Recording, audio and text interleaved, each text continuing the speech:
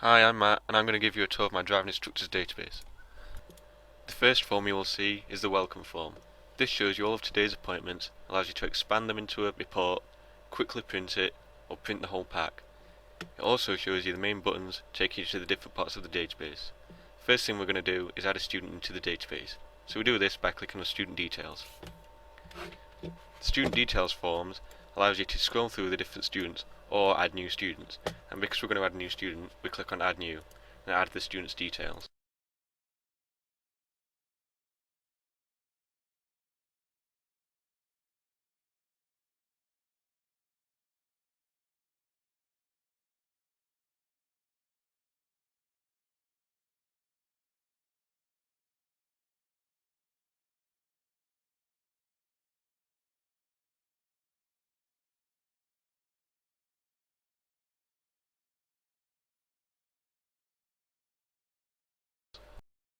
We then click Save to save the student. Now that student is in the database. And we can click back to go back to the main form. Now we're on the main form, we're going to book a lesson for that student. So we click on Edit Lessons and we scroll through to find the student, which is right here. To add a lesson, we put in the lesson date, which we're going to put as today. And then we make up a time, so 1 PM. And then, if you like, you can type a location and a duration, which I will say is 1 hour. Now the lesson price automatically comes as £20 because I've set it as £20 per hour, but you can change this at the end here, and you can also decide whether the student has paid or not. Once you've added the lesson, you click Save and the lesson is saved into the database, and you can go back to the main form where the student's appointment is now under today's appointments because it is today. Now say I want to expand today's appointments, I can click expand and it opens it in a report by time order. So 1 PM today, John Smith. I can also print this quickly by clicking on quick print, which shows me a preview of what I'm going to print, and then it asks me to print it. I can also print a pack, which not only prints this, but also prints a blank progress form so I can write down the student's progress throughout the lesson, and a blank lesson form so if he decides to book a lesson at the end of today's lesson, I can write down the information on this. And then it asks me to print it. Now back to the main form, I may want to book a test for that student, so I can click on test details and it opens up a new form showing all of the upcoming tests. At the moment there's no upcoming tests, so let's book a test for John Smith. Click on new test date and then scroll through to find the student you want. So John Smith, and then test type. So theory, date of test, let's pick tomorrow. Time of test, 2 PM. And because he's not got his result yet, the result is not available.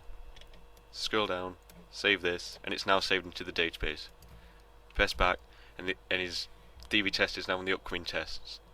It's also in the view all test dates of all upcoming tests and all tests in general. When he has finished his theory test, I can go back into test details, go on to new test date, scroll through to John Smith again, and I can change his result to pass or fail, and if it's passed then I can put his theory certificate number into the box and then save it into the database. Once the student has paid for the lesson, you can click on View Finance and you can add their income into the database. So you add how much they've paid for the lesson, so £20, and then it's student's lesson payment, and then today. So you save that into the database, and then you can go back, and it's under this month's income. It also adds to the total of this month's income.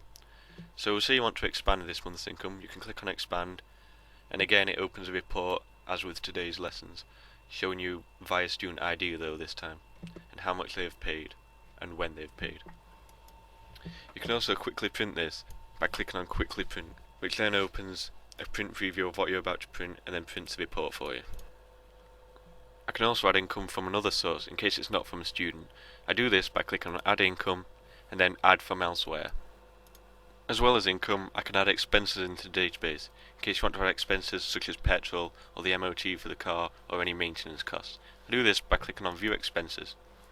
I can then add a new expense and I can pick what the piece is.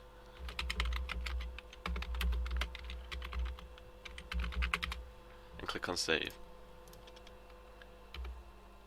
It then saves it into the view all expenses field.